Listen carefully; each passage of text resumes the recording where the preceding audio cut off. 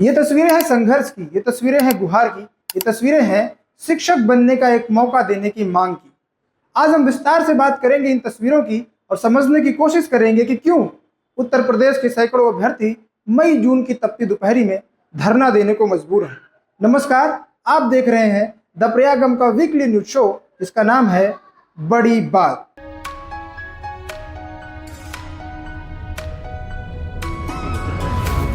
पिछले कई दिनों से सरकारी प्राथमिक विद्यालयों में शिक्षक भर्ती की मांग कर रहे प्रदेश भर के अभ्यर्थी इलाहाबाद के शिक्षा निदेशालय के बाहर धरना दे रहे हैं। इस बीच 6 जून को उन्होंने महाप्रदर्शन भी किया, पर उनकी सुनने वाला कौन है? शायद कोई नहीं। मैं शायद शब्द का प्रयोग क्यों कर रहा हूँ इस पर बाद में आऊँगा, पर पहले ये बता देता हूँ कि शिक्षक बनकर बच्चों का भविष्य सुधारने का सपना देख रहे अभ्यर्थियों का भविष्य क्यों डूब रहा है या डुबाने की कोशिश की जा रही है। विज्ञापन नहीं आया है, जिसके लिए हम सब सांकेतिक विरोध प्रदर्शन कर रहे हैं। हम उत्तर प्रदेश के मुखिया योगी आदित्यनाथ से कहना चाहते हैं कि या तो आप डीएलएड कोर्स का संचालन बंद कर दे, या तो आप नई प्राथमिक शिक्षक भर्ती का विज्ञापन जारी करें। इनकलाब। बड़ी बात यह है कि 2018 के बाद से पिछले 7 वर्षों में उत्तर प्रदेश में प्राइमरी स्कूलों के लिए शिक्षकों की कोई भर्ती नहीं आई है। प्राइमरी स्कूलों में शिक्षक बनने की राह तलाश रहे प्रदेश भर के लाखों अभ्यर्थी प्राइमरी स्कूलों के लिए शिक्षक भर्ती का इंतज़ार कर रहे हैं, लेकिन उनका इंतज़ार है कि ख़त्म नहीं हो रहा है। आज की स्थिति यह है कि प्रदेश भर में 2 लाख से अधिक अभ्यर्थी हर साल डीएलएड का कोर्स करके, या कह सकते हैं डीएलएड का डिप्लोमा करके पास आउट हो रहे हैं। पिछले 7 सालों के आंकड़े देखें तो 12 लाख से अधिक अभ्यर्थी डीएलएड पास करके शिक्षक भर्ती का इंतज़ार कर रहे हैं, पर भर्ती नहीं आने से उनका भविष्य अंधेरे में जाता हुआ दिख रहा है। पर ऐसा क्यों हो रहा है? ये सवाल प्रदेश के मुखिया से आखिरी बार कब पूछा गया था, इसके बारे में कोई जानकारी उपलब्ध नहीं है। लेकिन प्रदेश के शिक्षा मंत्री जी का एक बयान ज़रूर मिलेगा आपको, जो कहते हैं कि प्रदेश में शिक्षक और छात्रों का रेशियो जो होना चाहिए था वही है, हमें टीचर्स की कोई कमी नहीं है, एवरीथिंग इज़ परफेक्ट। बड़ी बात यह है कि उत्तर प्रदेश के प्राइमरी सरकारी विद्यालयों से हर साल 12,000 शिक्षक रिटायर हो रहे हैं। इस हिसाब से देखें तो पिछले 7 वर्षों में 84,000 शिक्षक रिटायर हो चुके हैं, लेकिन भर्ती कितने हुए? 0।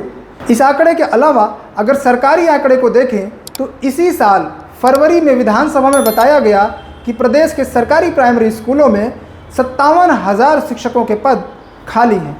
लेकिन इन सब के बावजूद हमारे शिक्षा मंत्री जी कहते हैं कि हमारे यहाँ तो शिक्षक और छात्रों का रेशियो एकदम परफेक्ट है, शिक्षकों की कोई कमी नहीं है।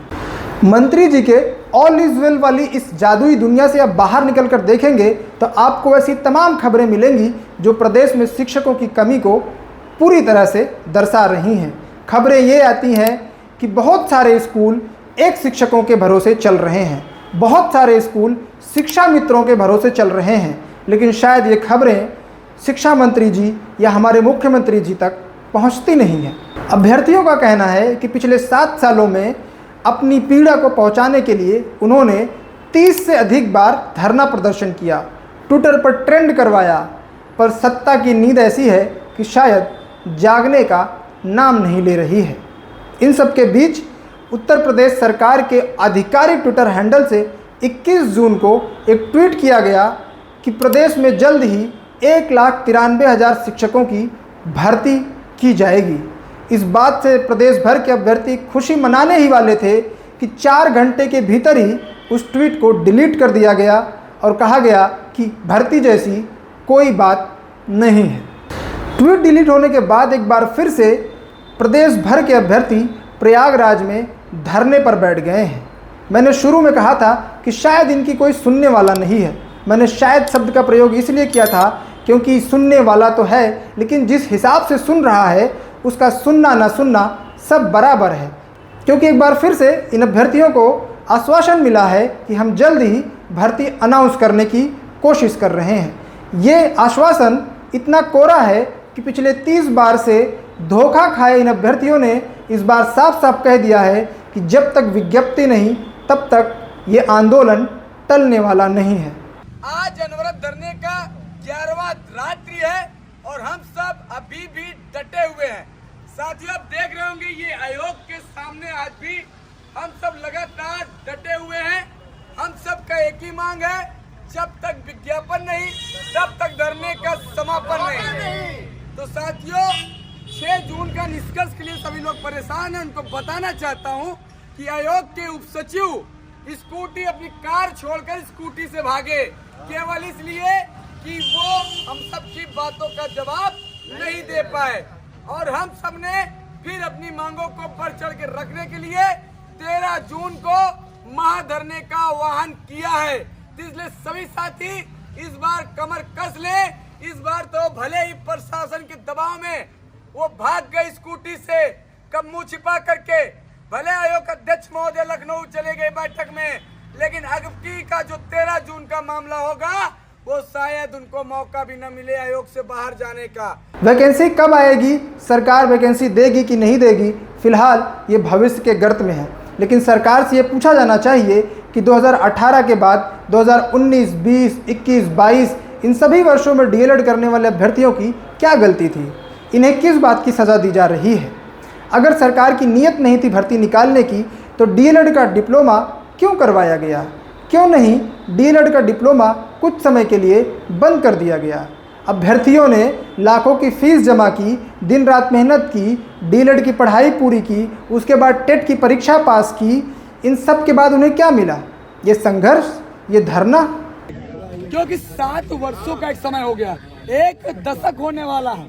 छात्र अपनी उम्र और पढ़ाई और इलाहाबाद के खर्चों से परेशान हो चुके हैं। घर से मानसिक अवसाद में छात्र हैं। मैं मीडिया के बंधु कहना चाहता हूँ कि आप बताइए कि छात्र यहाँ 7 साल से यहाँ रह रहा है। यहाँ पर इलाहाबाद में एक महीने का खर्चा 5,000 रुपए है। 7 साल से छात्र यहाँ पर नई प्राथमिक शिक्षक भर्ती की तैयारी कर रहा है। कितने लाख रुपए खर्चे हो गए। आखिर वो क्या मांग रहे हैं? वो सरकार से नौकरी नहीं मांग रहे हैं, बल्कि नौकरी पाने का एक मौका मांग रहे हैं। वो जिसकी पढ़ाई किए हुए हैं उसकी परीक्षा देकर अपने आप को साबित करने का एक मौका मांग रहे हैं।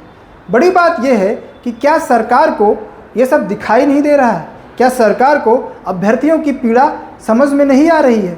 आखिर क्यों पिछले 7-8 वर्षों में इतने बार, 30 से अधिक बार धरना प्रदर्शन होने पर हर बार उन्हें कोरा आश्वासन क्यों दिया जाता है? इन सब के बीच प्रदेश के मुख्यमंत्री जी का एक बयान आता है। सबसे पहले वो बयान सुन लेते हैं। हमारा प्रयास होना चाहिए